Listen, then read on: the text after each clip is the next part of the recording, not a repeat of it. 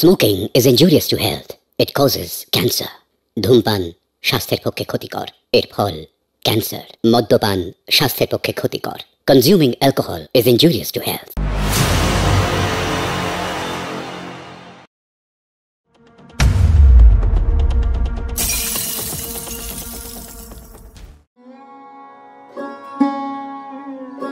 কিরে রতন, তোর এখনো হলো না? ডাক্তারবাবু ভিজিটে বেরিয়েছে, তাড়াতাড়ি কর। হ্যাঁ ম্যাডাম করছি।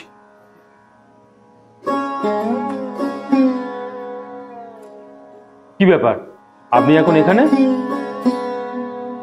স্যার দেখলে বকাবকি করবেন, আপনি বাইরে যান।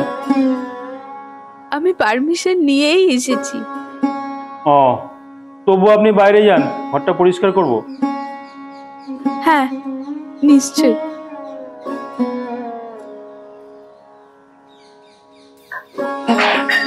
কটা বাজে? উকিল তো এলো না। বাবা তুমি তো ব্যস্ত হয়ে বাবা, উকিল কোথায় গেল? ওটা আসার কথা ছিল। কি ব্যাপার রতন? হ্যাঁ স্যার। এখনো পরিষ্কার হয়নি? না স্যার, স্যার বড্ড দাগ স্যার। ঠিক আছে, তাড়াতাড়ি করো। আপনি কেমন আছেন দেখি চোখটা, জিভটা বের করুন।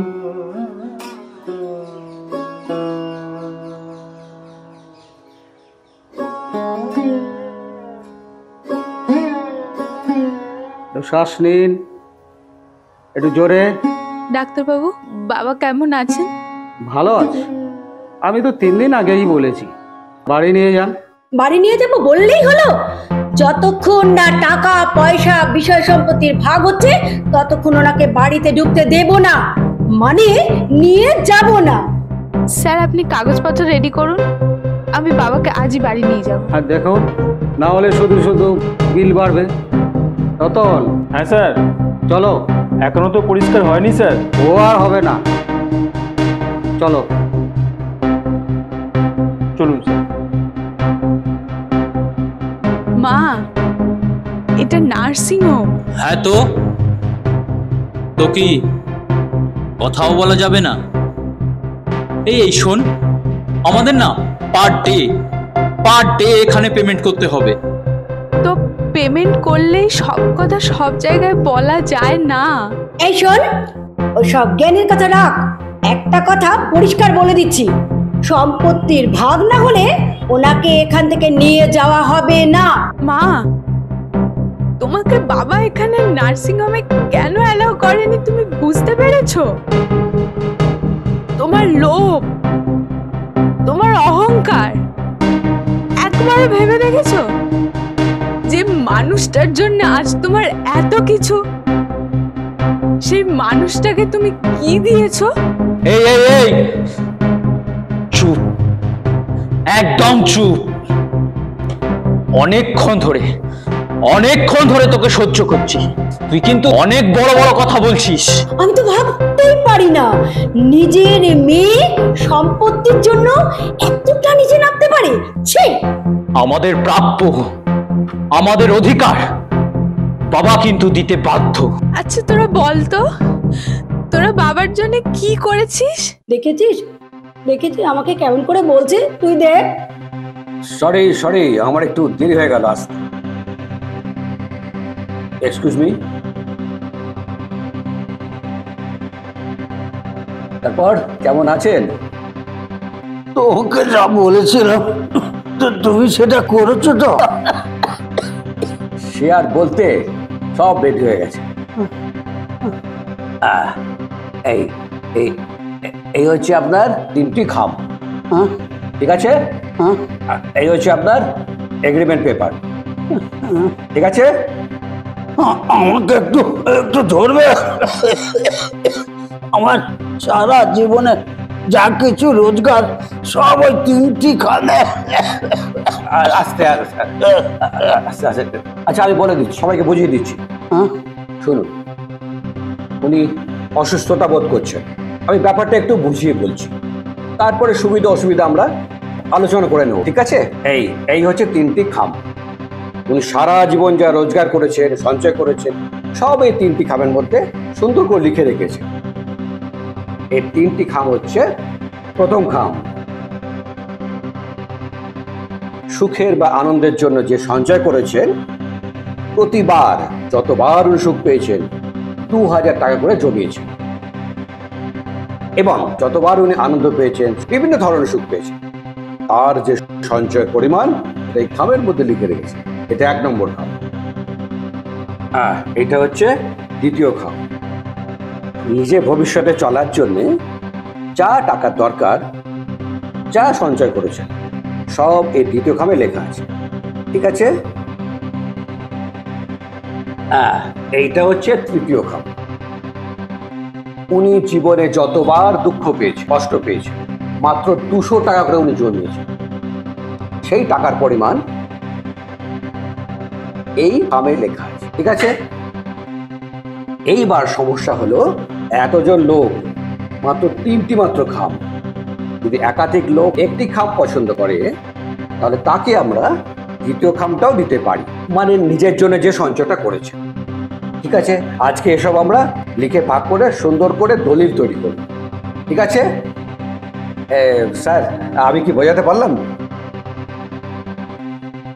কে কোন খামটা নেবে এবার বলে ফেলো। মা মা মা, শোনো। হ্যাঁ বল। আরে শোনো না। হ্যাঁ বল না। উফ। বলছি ওই সুখের খামটা কো। হ্যাঁ। আরে আরে যেটা 2000 টাকা করে জমিয়েছিল, ওইটা নেব। আর তার সাথে ওই নিজের জন্য যেটা জমিয়েছে, হ্যাঁ হ্যাঁ ভবিষ্যতে চলার জন্য যেটা, হ্যাঁ হ্যাঁ ওইটা দুজনে ভাগ করে নেবো। হ্যাঁ ঠিক। আরে বাবা তো সারা জীবন আনন্দ ফুর্তিতেই ছিল নাকি, হ্যাঁ হ্যাঁ ফলে সংসার চলবে না। হ্যাঁ প্রচুর টাকা জমিয়েছে। ঠিক। এই যে শুনুন, ওনার সুখের খাম আর নিজের খাম, এই খাম দুটো আমি আর আমার ছেলে নেব। তোর কি মত? মা, আমি এইসবের মধ্যে নেই। আমার কিচ্ছু চাই না, তোমরা যা পারো তাই করো। বাবা, আমি শুধু চাই তুমি তাড়াতাড়ি সুস্থ হয়ে বাড়ি ফিরে চলো। জানিস মা, একটি মানুষ সারাটা জীবন সংগ্রাম করে, সে নিজের জন্য নয় রে মা। নিজের জন্য 100-200 টাকা হলেই তো চলে যায়, তবুও তাকে আর ভাঙা পরিশ্রম করতে হয়, যাতে তার সংসারের স্ত্রী ছেলে মেয়েরা সুখে থাকে। তার জন্য এসব নাটক আর কতক্ষণ চলবে? ও উকিল, মানে বাকি বিষয়টা তুমি দেখো। হ্যাঁ, আমি দেখছি। তাহলে দাঁড়ালো যে সুখের জন্য যা আপনি জমিয়েছেন এবং বৃদ্ধ বয়সে চলার জন্য যে সঞ্চয় আপনি করেছেন, সেই ভাগ আপনার স্ত্রী রত্না রায় এবং ছেলে প্রসূন রায় পাচ্ছে, তাই তো? আর দুঃখের জন্য যা আপনি জমিয়েছেন, সে পাচ্ছে আপনার মেয়ে রীতা রায়। হ্যাঁ, আমরা ওই সুখের ভাগটা আর তার সাথে যে নিজের জন্য যা জমিয়েছে, ওই দুটোই নেব। হ্যাঁ, ওই দুটোই নেব। সব দুঃখ কষ্টের ভাগ আমাদের লাগবে না। দুঃখ কষ্ট উপলব্ধি করতে পাশে থাকতে হয়। বেঁচে থাকো মা, তোমার অনুভূতিটাকে বাঁচিয়ে রেখো। তাহলে খামটা খুলে পড়া যাক। প্রথম খাম। হ্যাঁ, পড়ুন। আমি তো আর অপেক্ষা করতে। পড়ুন। প্রথম খামে কি আছে দেখি। 20 লক্ষ টাকা। হ্যাঁ? বসত বাড়ি, গাড়ি, ব্যারাকপুরের বাংলো বাড়ি। 20 লক্ষ টাকা, বাড়ি, বাংলো বাড়ি, সব। আস্তে আস্তে আস্তে, আরেকটা খাম বাকি আছে। আস্তে। দ্বিতীয় খাম, নিজের ভবিষ্যতে চলার জন্য যে সঞ্চয় করেছেন তার পরিমাণ লেখা আছে। কি আছে দেখি। নীল। হ্যাঁ? নীল। সে কি? কিচ্ছু নেই? কিচ্ছু রাখেনি নিজের জন্য। সে কি? আরে ছাড়ো না, কি আর আছে? বাড়ি, গাড়ি, টাকা, সম্পত্তি, সবই তো পেয়ে গেছি। আরে কি চাই, চলো। যা বাবা, বাঁচা গেল। বাড়ি, গাড়ি, টাকা পয়সা, সম্পত্তি সব আমাদের। চল বাড়ি যাওয়ার সময় কালীঘাটে পুজো দিয়ে বাড়ি যাবো, চল। দাঁড়ান দাঁড়ান দাঁড়ান, বাড়ি তো যাবেন, এত ছটপট করছেন কেন? তার মানে কি বলছেন? স্যারকে তো নিয়ে যাবেন, আর তৃতীয় খাম তো খোলাই হয়নি। ও বাড়ি এখন আমাদের, আর তৃতীয় খাম নিয়ে বাপ মেয়ে যা ইচ্ছা করুক, ও ব্যাপারে আমাদের কোনো ইন্টারেস্ট নেই।